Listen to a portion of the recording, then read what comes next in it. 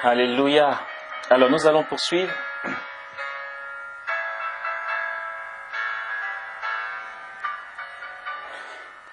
Nous allons poursuivre ce parcours donc sur la dynamique de la louange. Ça va être le quart d'heure un peu saoulant si vous voulez, un peu fatigant parce que j'aimerais qu'on aille regarder un peu. J'irai pas jusqu'à dire l'origine de la louange parce que l'origine de la louange, nous la connaissons plus ou moins. J'aimerais juste faire des rapprochements de textes dogmatiques pour que nous voyions ce qu'est la prière et la célébration de l'Église en ce qui concerne la louange. D'où ça vient, d'où ça peut venir. Comment il y a une simplification dans cette œuvre de Dieu qu'il permet dans nos vies, cette œuvre de l'Esprit dans l'Église, cette sanctification qu'apporte l'Esprit à l'Église par ses manifestations, par sa mission. Vous savez qu'on parle dans le catéchisme de l'Église catholique de mission conjointe du Fils et de l'Esprit. On va partir d'un texte que je vais prendre dans la constitution dogmatique du Concile Vatican II, particulièrement Dei Verbum, le chapitre 1er, paragraphe 2, et je vais lire la première partie. Ah, ça fait beaucoup. C'est pas grave. C'est bien qu'on ait des références, d'accord ? On pourra aller vérifier, on pourra le travailler, le retravailler. On pourra prier la doctrine, parce qu'il faut prier la doctrine. Il faut prier la doctrine comme on peut prier la parole de Dieu. C'est-à-dire la méditer, la ruminer. Mais la doctrine de l'Église n'est rien d'autre que la continuité donc, de la révélation qui, elle-même, quand on parle de révélation donc avec grand R, d'accord, c'est le moyen que Dieu utilise pour se manifester à nous en vue de nous inviter à partager sa gloire dans le paradis. Bon, c'est peut-être du chinois, mais c'est pas grave. Je vais pas plus nous embêter avec tous ces thèmes. C'est vrai, reconnaissons-le, un peu trop intellectuels, mais c'est pourtant nécessaire si nous voulons justifier notre foi face à des philosophies autres, face au New Age, face encore à des philosophies qui se veulent humanistes, mais en fait qui détournent l'homme de Dieu, parce que en général ils vont, par des spéculations, chercher à nous faire croire que l'homme se suffit à lui-même et que nous n'avons pas besoin de Dieu. Alors, si nous voulons avoir face à des témoins de Jéhovah, je me permets de le citer, parce que je veux dire, il est temps, chers frères et sœurs, témoins de Jéhovah, que vous rejoigniez, j'allais dire, je le dis pour ma part, je ne dis pas au nom de toute l'Église, ça je le dis en mon nom propre, que vous rejoigniez l'Église catholique qui est la plénitude de la révélation. Voilà. J'ai lâché le petit truc. Je suis désolé si ça vous heurte, mais je pense que j'y suis parce que je crois que c'est ce qu'il y a de bon et de vrai. Voilà. Donc si nous voulons répondre à toutes ces personnes qui viennent nous embrouiller avec des philosophies, et des théologies ou encore des points de vue qui n'ont rien à voir avec ce que Dieu nous révèle, il est important que nous entendions de temps en temps ces expressions intellectuelles pour pouvoir mettre des mots sur ce que l'on vit. D'accord ? Bon. Alors, je vais partir donc de ce paragraphe 2 du chapitre 1 de la constitution dogmatique du Concile Vatican II qu'on appelle Dei Verbum. Ok. Cette première partie donc du paragraphe 2 va être une belle introduction, parce que tout ce qui va suivre après, que nous allons voir, parce que c'est une touche de théologie, voilà, après, pour mieux déployer tous nos envols charismatiques, nous allons développer un peu plus ça pour être à l'aise après. Ok ? Cette première partie dit ceci. Ensuite, je vais lire la suite du paragraphe 2 et ensuite aussi, nous lirons le paragraphe 3 qui développe un peu plus donc ce paragraphe 2 et notamment la première partie du paragraphe 2 de Dei Verbum. Alors, le Concile Vatican II nous enseigne ceci. Je nous invite à être très très très attentifs à ce petit préambule ou encore excursus qui va nous permettre donc de mieux voir en quoi consiste une vraie louange et une simplicité puissante dans la louange. Il est donc dit, il a plu à Dieu dans sa bonté et sa sagesse de se révéler lui-même et de faire connaître le mystère de sa volonté par le Christ, le Verbe fait chair. Les hommes ont, dans le Saint-Esprit, accès auprès du Père et deviennent participants de la nature divine.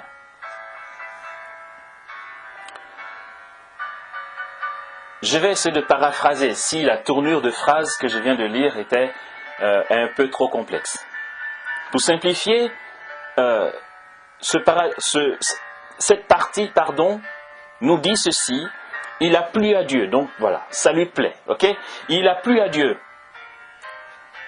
dans sa bonté, parce qu'il est bon, et dans sa sagesse, donc ça lui plaît parce qu'il est bon et parce qu'il est sage, dans sa bonté et dans sa sagesse, d'accord ?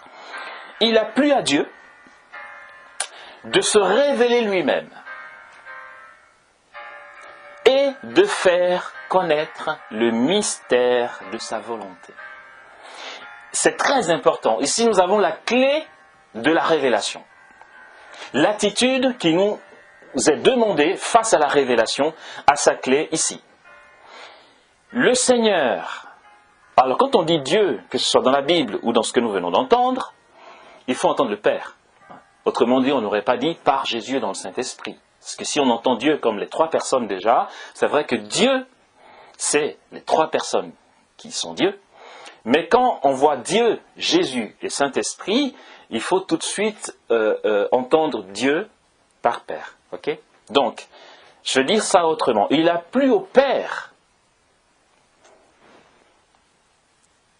de se révéler lui-même et de faire connaître le mystère de sa volonté. Non pas parce que nous avons fait nos preuves, non pas parce que nous avons eu 40 jours de jeûne, que nous avons fait à 16, ou encore, même pas parce que nous le lui avons demandé. Il l'a fait parce que ça lui plaît. Voilà, point. Donc, il a plu à Dieu dans sa bonté et sa sagesse. Parce qu'il est bon et qu'il est sage, il lui plaît de se révéler lui-même à l'homme et de faire connaître le mystère de sa volonté. Cette révélation qu'il fait de sa personne et cette révélation du mystère de sa volonté se fait comment ? Se fait par le Christ Jésus, le Verbe fait chair. C'est important, de se rendre compte que les expressions utilisées par les pères du Concile ne sont pas un hasard, d'accord ? Les mots sont pesés. J'aurais pu dire par le Christ. Mais le rajout par le Christ, le Verbe fait chair, inclut toute la mission du Christ. Donc, Dieu se révèle lui-même et fait connaître le mystère de sa volonté. Mais par le Christ, le Verbe fait chair, c'est-à-dire par son incarnation, par sa vie à Nazareth, encore plus par ses prédications, par ses œuvres de puissance, par sa mort et par sa résurrection. Entendons tout ça. Donc si Dieu se révèle et fait connaître le mystère de sa volonté, il va le faire dans la mission du Christ. D'accord ? Ok. Donc par le Christ, le Verbe fait chair, les hommes ont, dans le Saint-Esprit, autrement dit, Dieu se révèle par la mission du Christ, et grâce à cette mission du Christ, donc qui est son incarnation, sa prédication, ses œuvres, sa mort, sa résurrection,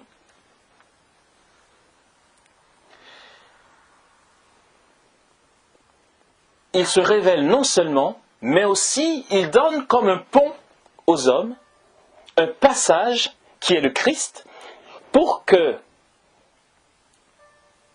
les hommes accèdent auprès de lui dans le paradis, mais c'est pas tout, que ces hommes-là accèdent auprès de lui dans le paradis et deviennent participants de la nature divine. Entendons, la volonté du Père, comme dit saint Paul, c'est que tous les hommes soient sauvés et parviennent à la connaissance de la vérité. Connaissance dans la Bible, c'est l'union. D'accord ? Ce n'est pas une connaissance intellectuelle. Ce n'est pas plus intellectuel que de l'ordre expérimental. D'accord ? C'est une expérience que l'on fait de Dieu, où l'on le connaît, où l'on le vit. Bon.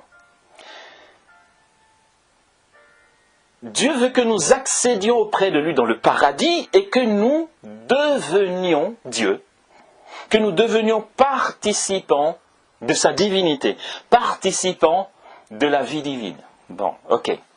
Il le fait dans toute la mission, par toute la mission du Christ, dans le Saint-Esprit. Voyez comment déjà on peut développer à l'infini cette toute première partie du paragraphe 2 de Dei Verbum. Voilà pourquoi je dis que toute la clé est là. Nous allons voir que la suite de ce paragraphe 2 et même le paragraphe 3 vont être un peu une synthèse de développement de cette première partie que nous venons d'entendre. Je suis désolé, je vais le relire. Si on maîtrise ce début du premier chapitre, donc de Dei Verbum, nous avons déjà pas mal une clé d'explication de l'agir de Dieu. Ou encore des voies et chemins dont Dieu a eu recours pour notre salut. En lisant une dernière fois, je continuerai après pour savoir comment le Concile Vatican II donc développe cette partie. Il a plu à Dieu, dans sa bonté et sa sagesse, de se révéler lui-même et de faire connaître le mystère de sa volonté. Par le Christ, le Verbe fait chair, les hommes ont, dans le Saint-Esprit, accès auprès du Père et deviennent participants de la nature divine. La suite dit ceci. Ainsi, par cette révélation, provenant de l'immensité de sa charité, Dieu, qui est invisible, s'adresse aux hommes comme à des amis et converse avec eux pour les inviter à entrer en communion avec lui et les recevoir en cette communion. C'est pas grave si vous ne comprenez pas tout de suite. Percevons juste l'ensemble de la chose. Parce que on pourrait aussi prendre un temps particulier pour un développement plus minutieux donc de ces beaux textes du Concile Vatican II. Mais pour l'instant, Entendons l'ensemble de la chose. C'est un développement de cette première partie que nous avons entendue. Pour les inviter à entrer en communion avec lui et les recevoir en cette communion. Cette économie de la révélation, entendons cette stratégie de Dieu pour se révéler, d'accord? Cette stratégie qu'il a adoptée pour se révéler.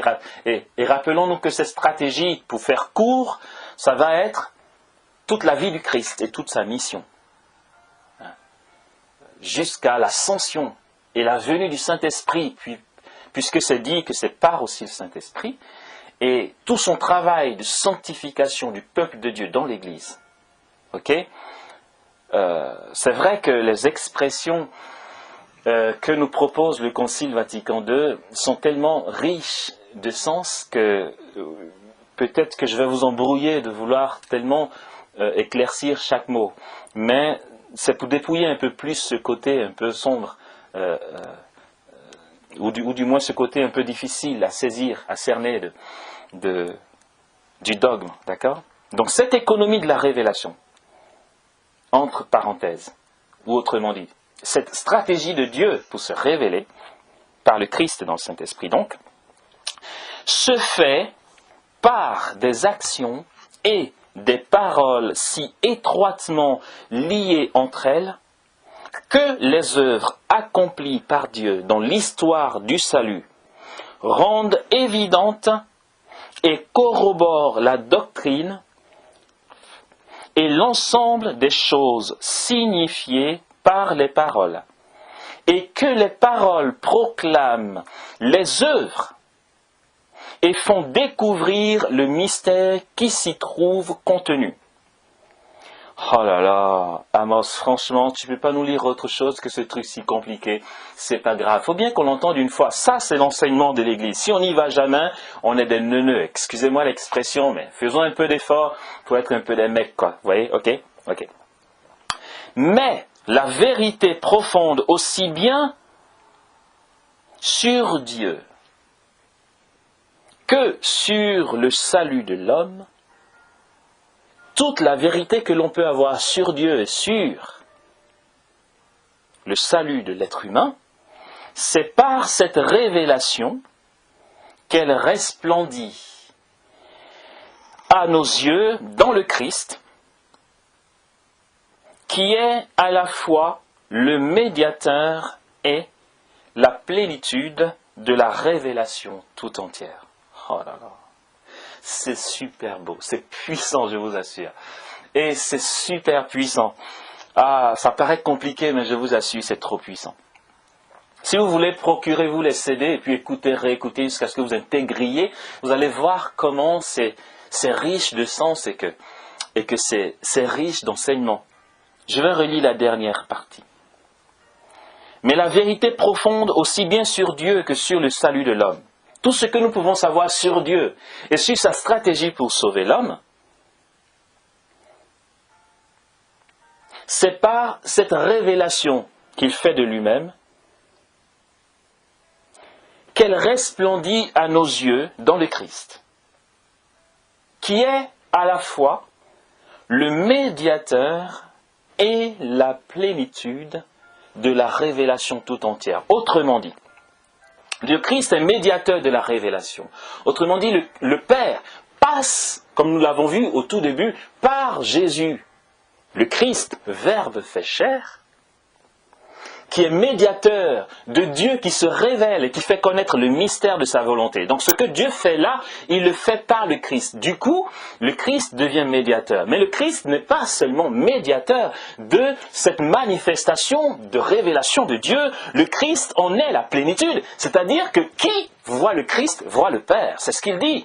Qui me voit, qui m'a vu, a vu le Père. Dieu, nous dit Saint Jean, nul ne l'a jamais vu. Le Fils, l'unique engendré, qui était tourné vers le sein du Père, nous l'a fait connaître. C'est dans le Christ, dans la personne du Christ, donc, que nous avons la révélation de la personne du Père, de qui est le Père, qui est Dieu, et la révélation de ce qu'est le mystère de sa volonté. Donc, retenons que le Christ est l'envoyé du Père, comme diront les disciples. Tu es le Fils du Dieu vivant, l'envoyé de Dieu, d'accord? Il est dans sa personne, parlant du Christ, le médiateur de la révélation, entendant aussi qui a le Christ, a toute la révélation de qui est Dieu. Il est médiateur et plénitude de la révélation. On ne peut pas dire, ok, Jésus, tu es l'envoyé du Père pour nous révéler le Père.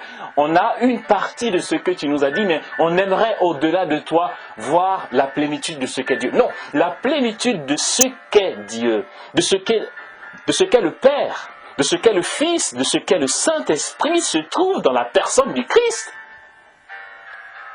C'est par lui, par sa mission, son incarnation, par son œuvre, que nous connaissons Dieu.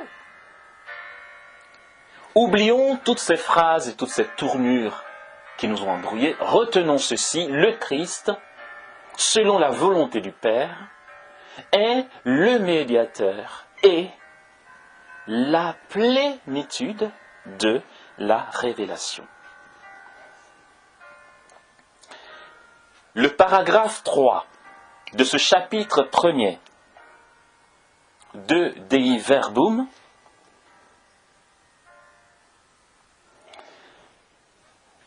quant à lui va juste faire un récapitulatif de comment Dieu, avant l'incarnation du Christ, parce qu'on a envie de dire si le Christ est le médiateur et la plénitude de la révélation, est-ce qu'on peut dire qu'avant l'incarnation du Fils de Dieu, la révélation n'avait pas commencé? Eh bien si, parce que le Christ était, parce que le Verbe éternel était à ce moment-là. D'accord? Donc le paragraphe 3 que nous allons entendre maintenant, avant d'avancer un peu plus loin, va nous faire comme un récapitulatif de comment Dieu a commencé donc son œuvre de salut depuis la première alliance, ou encore depuis le Premier Testament, pour que vous voyez de quoi je parle, ou encore de manière plus claire, depuis l'Ancien Testament.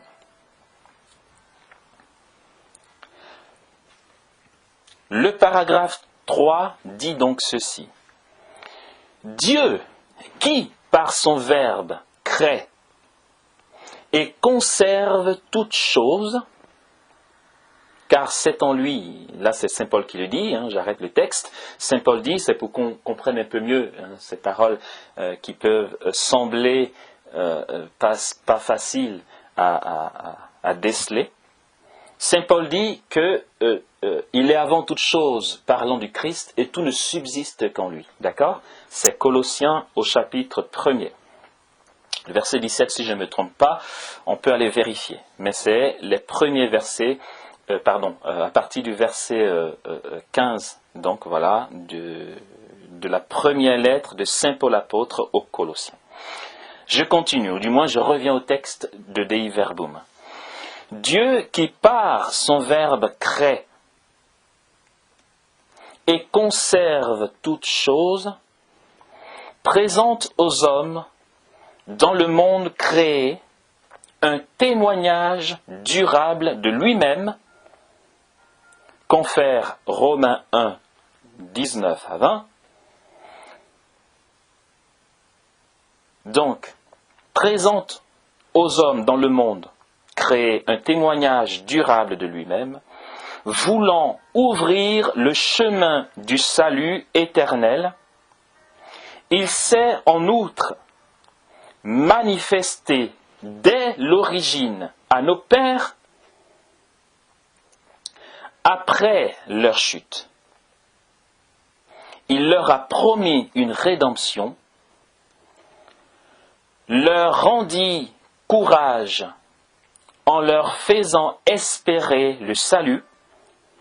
Sans arrêt, il montra sa sollicitude pour le genre humain afin de donner la vie éternelle à tous ceux qui, par la constance dans le bien, cherchent le salut. Ouf, ça se complique. Mais c'est pas grave. On comprendra mieux plus loin. Donc, à l'époque qu'il avait marquée, donc au moment favorable choisi par Dieu, entendons, il appela Abraham pour faire de lui un grand peuple. Après les patriarches, donc vous voyez, on fait tout le parcours donc de l'Ancien Testament, après les patriarches, c'est par Moïse et les prophètes qu'il fit l'éducation de ce peuple pour qu'on le reconnût, lui, comme le seul Dieu vivant et vrai. Comme dirait donc la loi de Dieu dans le Pentateuque, la profession de foi d'Israël, d'accord, qui est écoute Israël, le Seigneur est ton Dieu, le Seigneur est un. Tu aimeras le Seigneur ton Dieu de tout ton cœur, de toute ton âme et de tout ton esprit. Pour qu'on le reconnût, lui, comme le seul Dieu vivant et vrai. Comme le Père prévoyant et le juge juste, et pour qu'on attendît le Sauveur promis. C'est ainsi qu'à travers les siècles, il prépara la route de l'Évangile.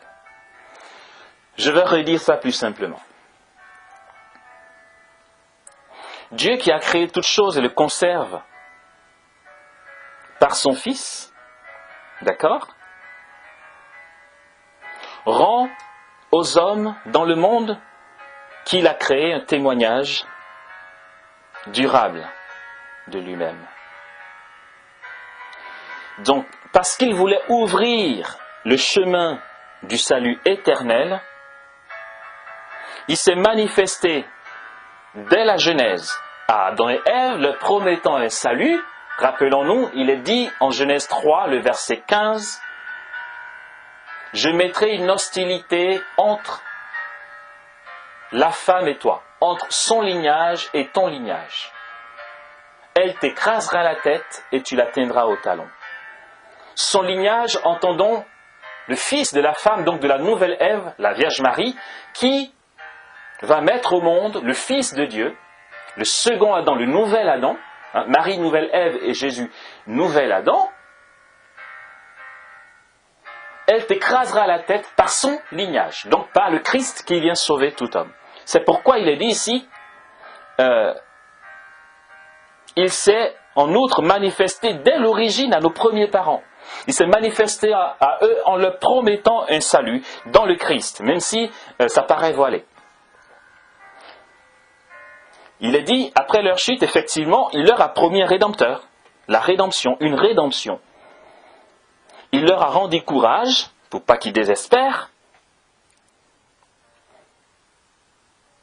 et depuis cette promesse du Père, ou du moins de Dieu, à nos premiers parents, au moment venu, il va appeler Abraham pour faire de lui un grand peuple.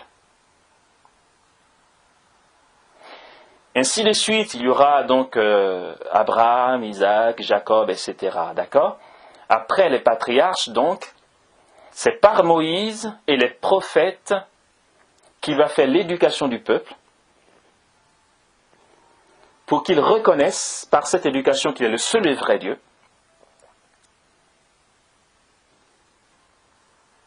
Et c'est ainsi qu'à travers les siècles, donc, Dieu, à travers les siècles, Abraham, les patriarches, les prophètes, a préparé la route de l'Évangile.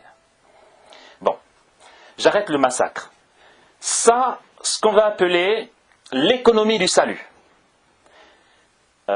Ces deux paragraphes que nous venons d'entendre ne résument pas totalement ce qu'est l'économie du salut, mais nous avons le cœur, ou du moins un essentiel de ce que peut être l'économie du salut.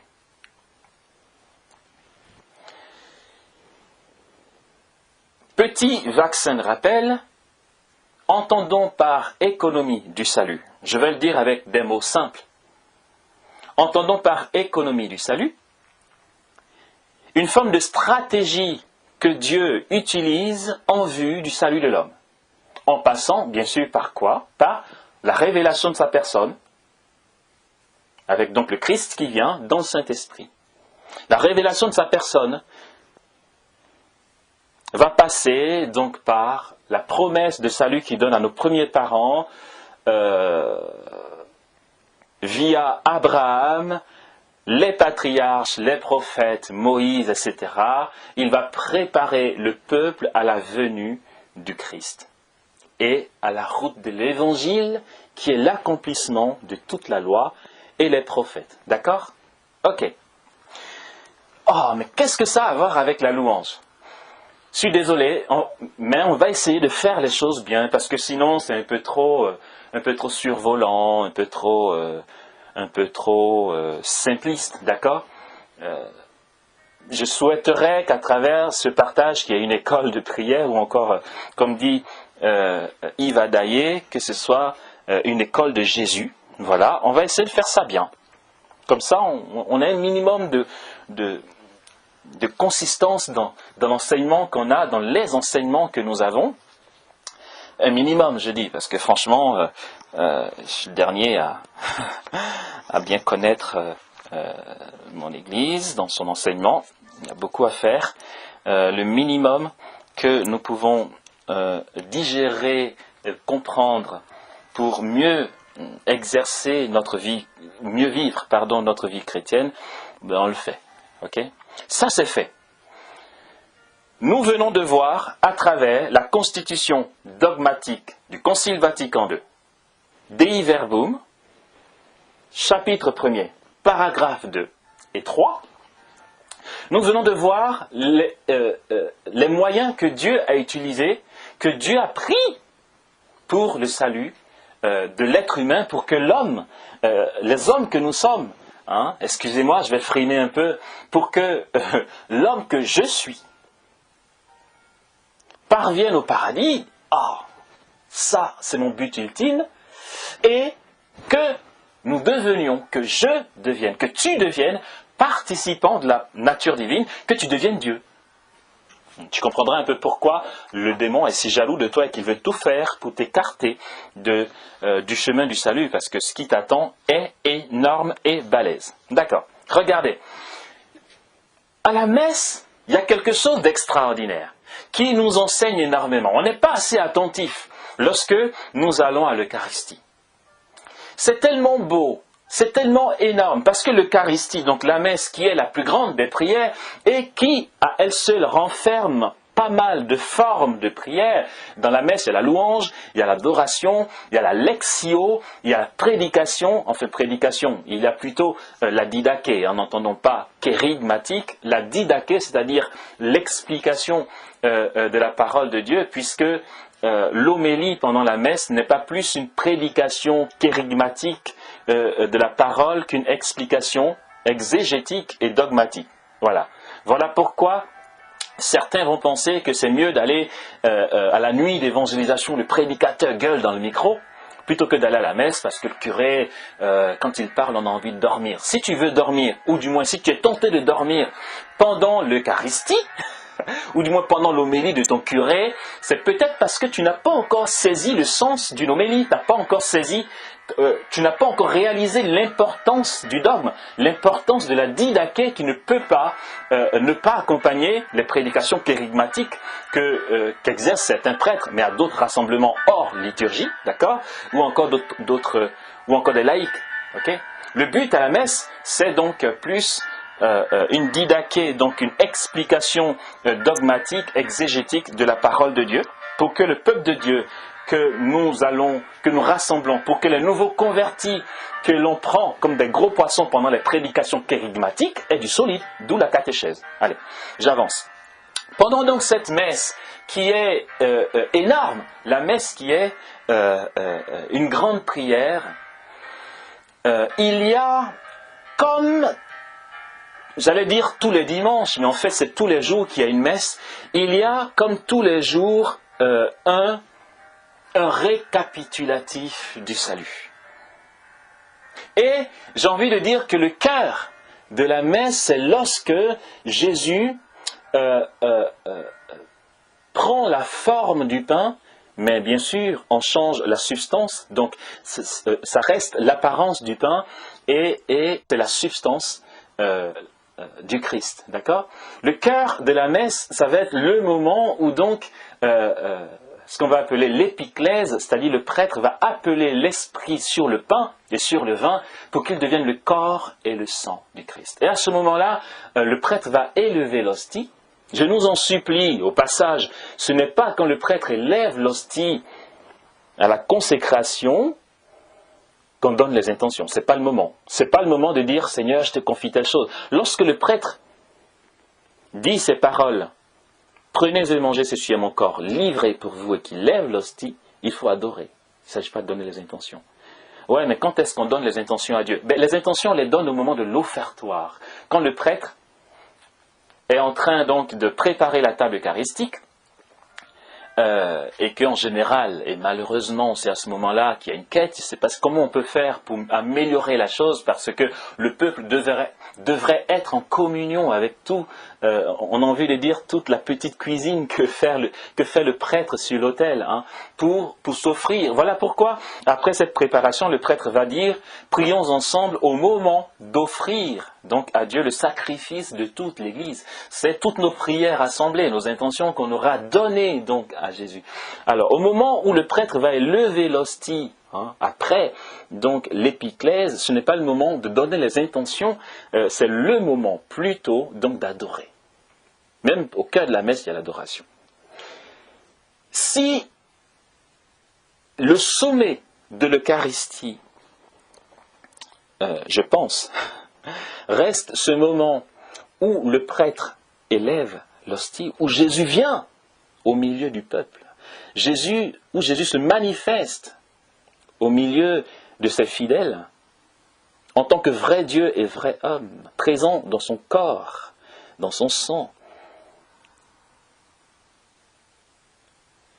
Il nous faut savoir comment nous y sommes menés. Je trouve ça énorme. Je trouve ça vraiment beau. Et donc je vais vous lire une partie de l'Eucharistie qu'on entend souvent. Ok ? Et nous verrons à la suite de ça ce que peut être l'origine, le but d'une vraie louange et quel est ce qui motive nos frères et sœurs les saints dans le paradis. Regardez, donc, juste avant l'épiclèse, il va avoir donc une introduction. On va emmener l'assemblée, tout le mystère que nous vivons dans l'Eucharistie à ce moment-là. Je prends l'exemple d'une préface de la prière eucharistique numéro 2. Nous comprendrons pourquoi je prends cette préface. C'est tellement beau. Le prêtre va dire,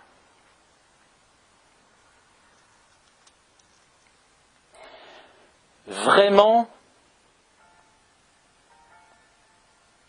il est juste et bon de te rendre gloire, de t'offrir notre action de grâce, toujours et en tout lieu.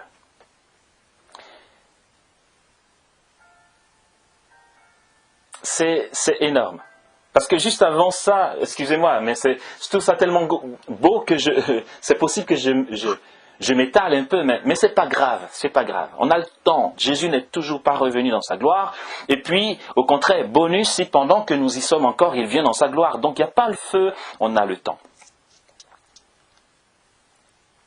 Le prêtre va dire avant ça, élevons notre cœur. Alors, il faut que je trouve l'endroit, parce que c'est tellement beau. Bon, je ne trouve pas. Élevons notre cœur, nous le tournons vers le Seigneur. Rendons grâce au Seigneur, notre Dieu. Voilà, il dit, le Seigneur soit avec vous et avec votre esprit nous répondons. Élevons notre cœur. Le peuple répond, nous le tournons vers le Seigneur. Et le prêtre continue en disant, rendons grâce au Seigneur, notre Dieu. Et nous répondons, cela est juste et bon. Cela est juste et bon de rendre grâce au Seigneur, notre Dieu. Par la suite, le prêtre va poursuivre en disant ceci. Vraiment, Père, écoutez, vraiment, Seigneur, il est juste et bon de te rendre gloire, de t'offrir notre action de grâce. Seigneur, c'est vrai qu'il est bon et qu'il est juste de te rendre gloire, de t'offrir notre action de grâce, toujours et en tout lieu. À toi, Père très saint, Dieu éternel et tout-puissant, par le Christ notre Seigneur.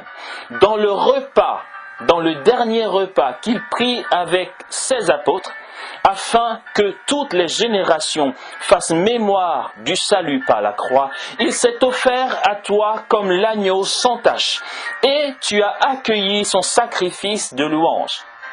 Quand tes fidèles communient à ce sacrement, tu les sanctifies pour que tous les hommes habitant le même univers soient éclairés par la même foi et réunis par la même charité. Nous venons à la table d'un si grand mystère, nous imprégner de ta grâce et connaître déjà la vie du royaume. Voilà pourquoi le ciel et la terre t'adorent. Ils chantent le cantique de l'alliance nouvelle et nous-mêmes, unissant notre voix à celle des anges, nous t'acclamons. Et nous savons ce qui suit, c'est Saint, Saint, Saint, le Seigneur, Dieu de l'univers. Le ciel et la terre sont remplis de ta gloire. Regardez, je vais juste prendre un deuxième exemple, qui est la prière eucharistique numéro 4. Et je vais un peu plus développer pour que vous sachiez, que vous voyez où nous voulons en venir. Vraiment, bon, on reprend parce que c'est trop beau, écoutons ça et nourrissons-nous de ces paroles de feu, quoi, j'ai envie de dire. Je vous assure, Dieu est trop bon, quoi. Le Saint-Esprit est puissant dans ses révélations et l'Église est belle. Le Seigneur soit avec vous, dit le prêtre, et avec votre esprit. Élevons notre cœur, nous le tournons vers le Seigneur. Rendons grâce au Seigneur notre Dieu, cela est juste et bon. Alors, le prêtre continue en disant, vraiment, il est bon de te rendre grâce. Il est juste et bon de te glorifier, Père très saint, car tu es le seul Dieu, le Dieu vivant et vrai. Tu étais avant tous les siècles, tu demeures éternellement lumière au-delà de toute lumière. Toi, le Dieu de bonté, la source de la vie, tu as fait le monde pour que toute créature soit comblée de tes bénédictions et que beaucoup se réjouissent de ta lumière. Ainsi, les anges innombrables qui te servent jour et nuit se tiennent devant toi et, contemplant la splendeur de ta face, n'interrompent jamais leur louange. Unis à leur hymne d'allégresse avec la création tout entière qui t'acclame par nos voix. Dieu, nous te chantons. Et la chorale, ou encore s'il n'y a pas de chorale, en tout cas ce qui va suivre, ça va être Saint, Saint, Saint le Seigneur, Dieu de l'univers, le ciel et la terre sont remplis de ta gloire. Hosanna au plus haut des cieux. Béni soit celui qui vient au nom du Seigneur. Hosanna au plus haut des cieux. Est-ce que ça ne nous rappelle pas le cri des séraphins dans le livre d'Isaïe? Ils s'écriaient l'un à l'autre, Saint, Saint, Saint le Seigneur, Dieu de l'univers, sa gloire remplit tout l'univers, toute la terre. Nous allons voir le but de la louange? C'est qu'en fait, l'Église, à travers la liturgie eucharistique, nous fait réaliser que ce qui va stimuler la louange, puisqu'il est dit, c'est pourquoi, avec les anges et tous les saints, nous chantons. C'est pourquoi. C'est pourquoi quoi? Qu'est-ce qui fait qu'avec les anges et tous les saints, nous voulons chanter tes louanges? C'est que, juste avant, remarquons bien les préfaces des prières eucharistiques, c'est que lorsque le prêtre dit « Vraiment, il est juste et bon de te rendre grâce » et tout ce qui va suivre, donc selon le modèle de prière eucharistique choisi par le prêtre, il y a un récapitulatif de l'économie du salut, il y a un récapitulatif de tout ce que nous venons de voir dans la révélation, c'est-à-dire que c'est toute la strie que Dieu met en place pour le salut des hommes, que nous récapitulons pendant l'Eucharistie. Vraiment, il est bon, pour prendre un autre modèle, et je vais développer avec l'autre modèle, d'accord? La prière eucharistique 2 va dire, vraiment Père très saint, il est juste et bon de te rendre grâce. C'est vrai, il est juste donc de chanter tes louanges, si nous voulons comprendre, d'accord? De te rendre grâce. Toujours et en tout lieu, par ton Fils bien-aimé Jésus-Christ. Rappelons-nous, il a plu à Dieu, dans sa bonté, sa sagesse, de se révéler lui-même et de faire connaître le mystère de sa volonté, grâce auquel, par Jésus, dans le Saint-Esprit, l'homme parvient auprès de lui et devient participant de la vie divine. D'accord? Il est juste et bon de te rendre grâce, toujours et en tout lieu, par ton Fils bien-aimé Jésus-Christ. Car ton Fils bien-aimé Jésus-Christ est ta parole vivante, par qui tu as créé toutes choses. Et j'ai envie de rajouter par qui tout demeure. C'est lui que tu nous as envoyé, donc j'ai envie de rajouter dans l'histoire du salut, d'accord? Comme rédempteur et sauveur. En fait, il est juste et il est bon de te rendre grâce, toujours et en tout lieu. Excusez-moi de faire ces liens-là, ce n'est pas exactement ce qui est écrit ici. Je suis en train d'expliquer d'où vient le cœur de la louange. C'est que il est juste et il est bon de te rendre grâce toujours et en tout lieu. J'ai envie de dire, parce qu'il t'a plu dans ta bonté, ta sagesse de te révéler, de révéler le mystère de ta volonté.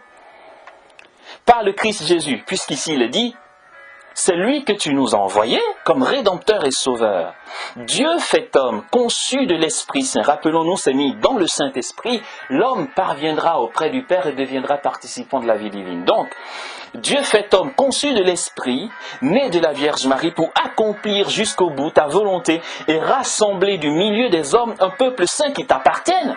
Rassembler du milieu des hommes un peuple qui aura accès auprès de toi et deviendra participant de la vie divine. Donc, rassembler du milieu des hommes un peuple saint qui t'appartienne. Pour cela, ton Fils que tu as envoyé dans sa mission, qui est médiateur donc de la révélation et plénitude aussi, pour cela, ton Fils qui est médiateur de la révélation a étendu les mains à l'heure de sa passion afin que soit brisée la mort et que la résurrection soit manifestée.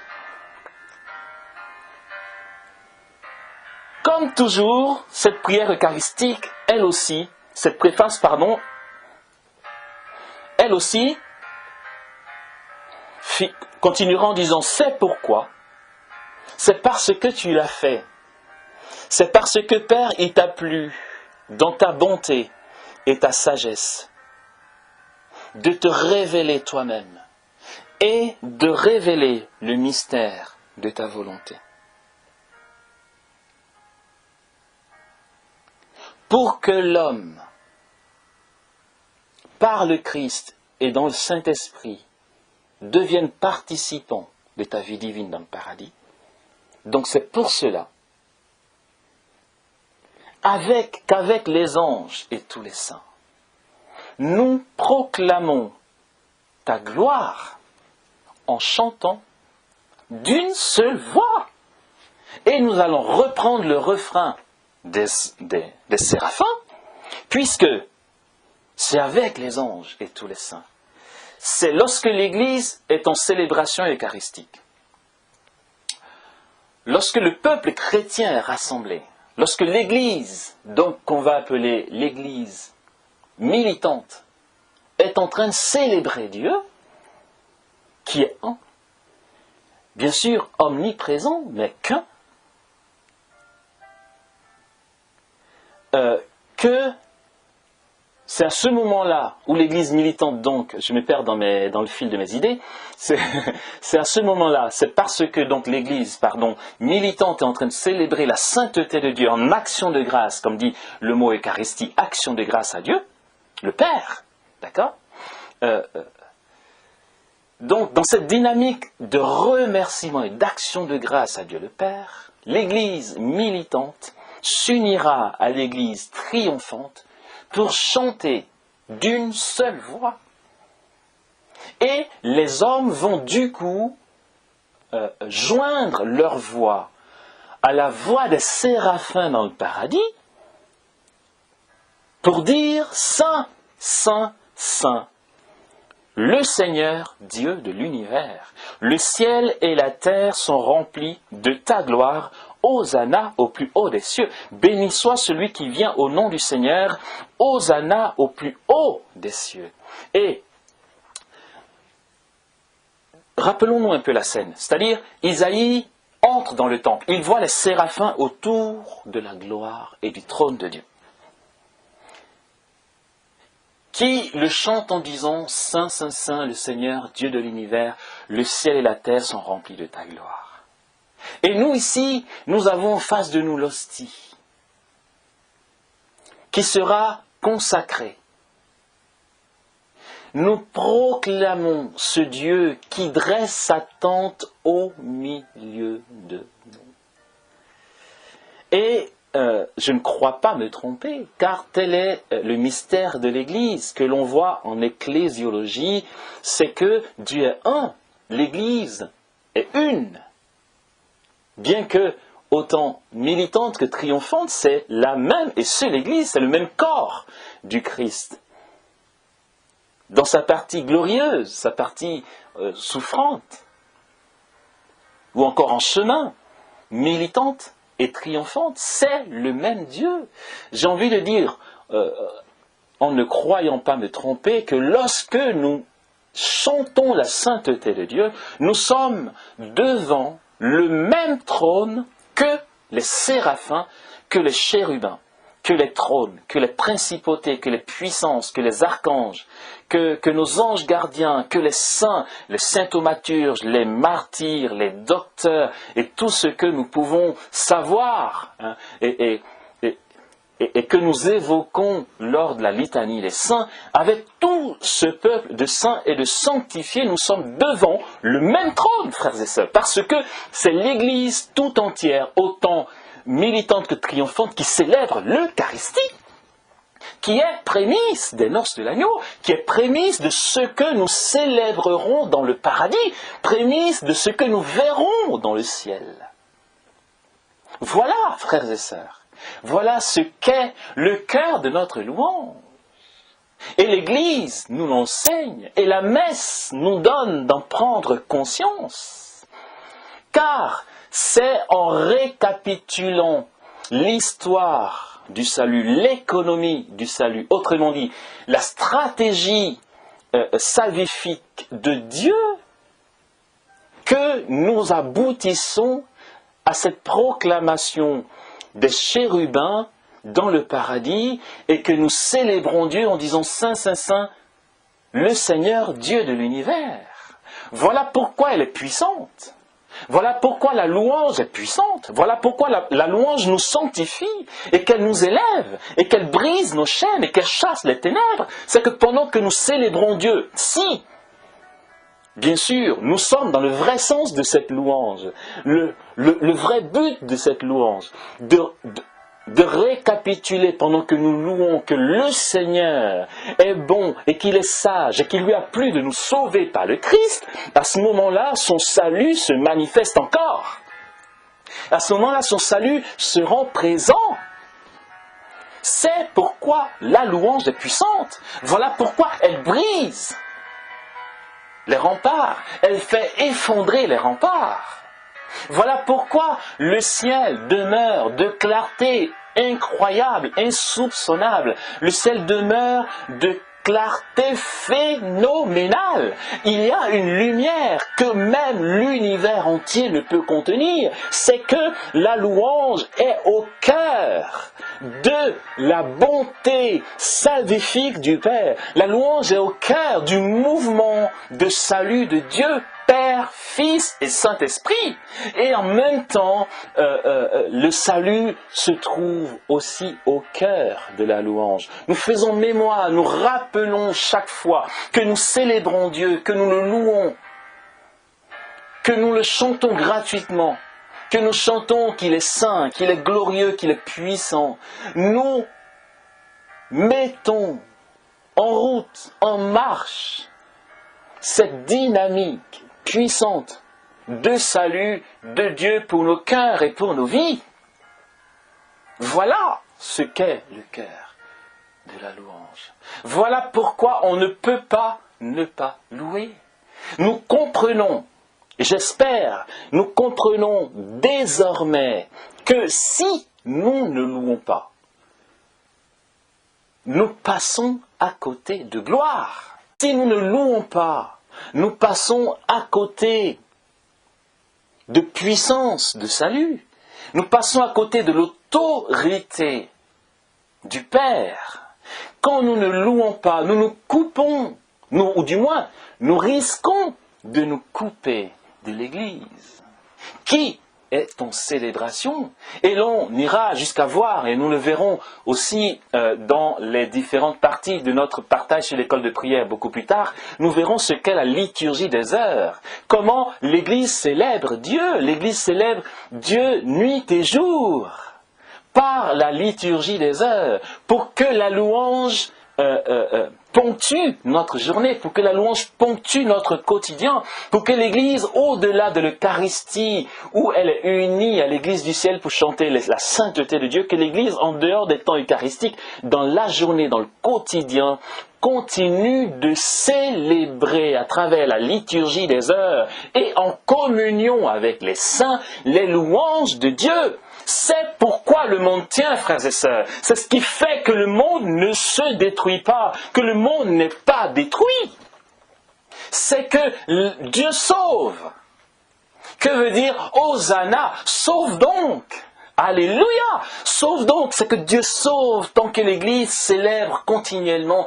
Dieu continue son œuvre de salut au cœur de l'Église et sur la terre. Nous avons le droit, nous y sommes appelés. Telle est notre vocation, ce n'est pas une option, nous sommes appelés, frères et sœurs, à entrer dans cette dynamique, de ce mouvement, de cette célébration ecclésiale, universelle, autant visible qu'invisible, entrer dans ce mouvement du cosmos tout entier qui rend gloire au Père, qui rend gloire à Dieu. Parce que le catéchisme de l'Église catholique va nous enseigner, pour sa part, que les oiseaux des champs, les insectes, les animaux, toute la création que Dieu maintient dans l'existence, puisque, par exemple, pour prendre le cas des oiseaux qui ne sèment ni ne moissonnent, qui reçoivent quand même de la providence divine leur nourriture, sont un témoignage permanent de la gloire de Dieu. Ils célèbrent et chantent tous les jours. Ce n'est pas une fiction, frères et sœurs, c'est une réalité. L'oiseau que vous voyez voler, l'oiseau qui chante, célèbre les louanges de Dieu. Mais c'est simple à comprendre. Autrement dit, j'ai mangé, j'ai la santé, je suis maintenu dans l'existence, c'est parce que Dieu me maintient dans l'existence. Donc de chanter est un témoignage que je suis encore en vie. Et donc l'oiseau qui chante est en train de témoigner qu'effectivement Dieu le maintient dans l'existence et que Dieu s'occupe tous les jours de sa nourriture.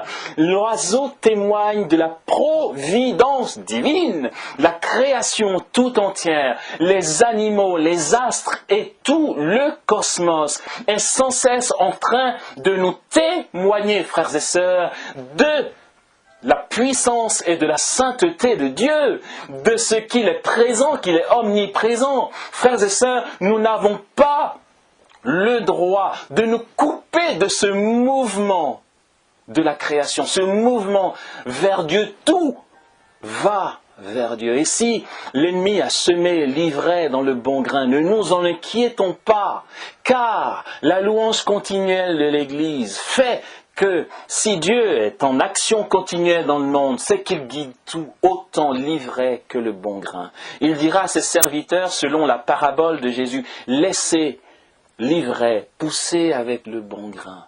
À la moisson, donc qui est la fin des temps, les serviteurs sépareront l'ivraie du bon grain. Les anges sépareront le bien du mal. Mais pour l'instant, le mal, l'ivraie qui est semée dans le monde et qui court, qui est tellement intimidant jusqu'à donner l'impression que Dieu n'a plus le pouvoir, est simplement dans ses mauvaises intentions, j'allais dire, dans ses manigances contre le bien, est en train de servir le dessein final de Dieu. Chaque fois que nous célébrons, quand nous adorons le Seigneur, lorsque nous le chantons de tout notre cœur, car il nous sauve par l'économie du salut, chaque fois que nous le faisons, frères et sœurs, le mal qui sévit se retourne contre lui-même. C'est le Christ qui, dans son agonie, va dire « Père,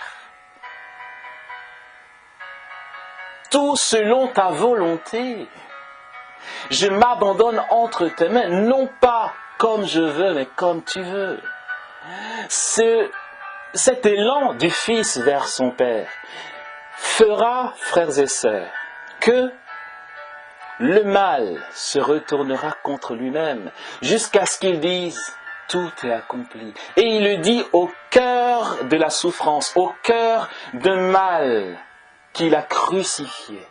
Il dit « tout est accompli ». Et là, le mal lui-même, dans la personne de Satan, car c'est ce que nous enseigne l'Église, lorsque dans le Notre Père nous disons « délivre-nous du mal », il faut le personnifier, c'est Satan, jusqu'à ce que le mal à la croix se rende compte qu'il a tout mené, qu'il a attisé la haine des Juifs jusqu'à le mettre à mort, et qu'à la fin, alors qu'il meurt, il se rend compte, alors que le Fils de Dieu meurt, le mal, donc le Satan se rend compte qu'il a tout perdu. Parce que le Père, dans sa providence, a laissé courir le mal. Et tout le monde se disait, que va-t-il devenir? Nous qui croyons qu'il était puni par Dieu. En fait, le châtiment qui donne la paix est tombé sur lui. Et par ses meurtrissures, nous sommes guéris. Nous croyons qu'il était puni, frappé par Dieu. Lorsque le mal, lorsque les forces du mal et l'heure des ténèbres conduisaient toutes choses, au point que les disciples étaient désemparés, qu'ils se sont tous enfuis, au point qu'on ne perçoit plus le bien, on ne perçoit plus la présence de Dieu. On se dit, mais où donc est Dieu? Au cœur de ce mal qui semble sévir, au cœur de ce mal qui mène toute chose et qui est intimidant, la victoire de l'agneau était tout au bout et personne ne l'avait soupçonné, même pas Satan. Il ne le pouvait pas, car aucunement il ne peut sonder les pensées de Dieu. Et lorsque le Christ a dit tout est accompli, il s'est vu vaincu pour l'éternité. Frères et sœurs, le cosmos est en célébration de Dieu. Et tant que nous participons à cette célébration du cosmos tout entier, frères et sœurs, nous sommes victorieux. Amen.